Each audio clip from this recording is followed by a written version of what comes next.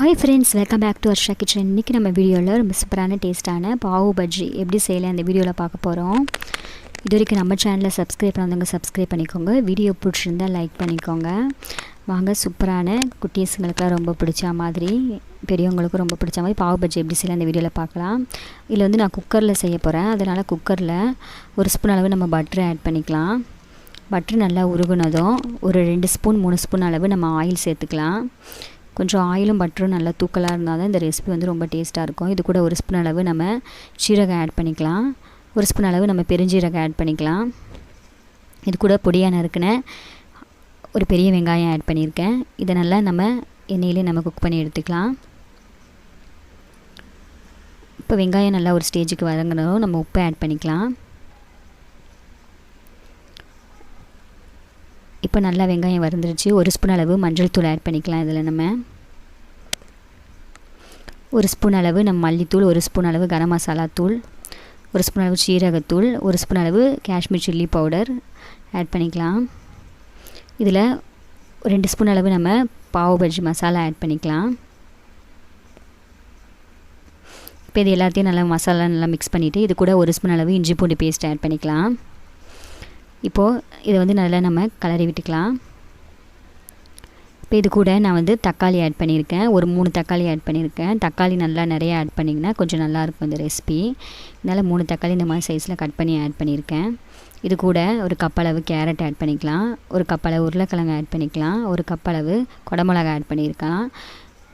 ஒரு கப் அளவு நம்ம காலிஃப்ளவர், 2 பீஸ் பீட்ரூட்டு, ஒரு கப் அளவு நம்ம பச்சை பட்டாணி ஆட் பண்ணிக்கலாம். இப்போ இது எல்லாத்தையும் நல்லா ஒன்றா மிக்ஸ் பண்ணிடலாம். இது கூட நம்ம ஒரு அரை லெமன் நல்லா பிழிஞ்சு விட்டுக்கலாம். இப்போ காயெலாம் நல்லா குக் ஆகணும். இதுக்கு நம்ம தேவையான அளவு தண்ணி ஆட் பண்ணிக்கலாம்.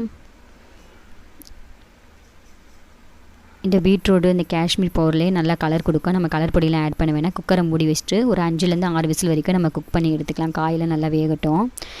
இப்போ காயில் நல்லா வெந்து ரெடி ஆயிடுச்சு. இப்போ பாருங்கள், காயில் நல்லா குக் ஆகிருக்கு. நம்ம இந்த மாதிரி கரண்டியை வச்சு நம்ம இந்த மாதிரி அமுக்கி விட்டாலே நம்ம காயில் நல்லா குலைவாக வந்துடும். இல்லை நீங்கள் மத்து யூஸ் பண்ணி கூட இந்த மாதிரி நம்ம மிக்ஸ் பண்ணி எடுத்துக்கலாம். இப்போ காயில் நல்லா குக் ஆகியிருக்கு. நம்ம மத்து யூஸ் பண்ணி இந்த மாதிரி பண்ணிங்கன்னா காயில் நம்ம நல்லா பேஸ்ட் ஆகிடும். இப்போ சுவையான நம்ம பாவ் பஜ்ஜி ரெடி ஆயிடுச்சு. இப்போ நம்ம கொத்தமல்லி தூவி இதை அடுப்புலேருந்து இறக்கி வச்சிடலாம்.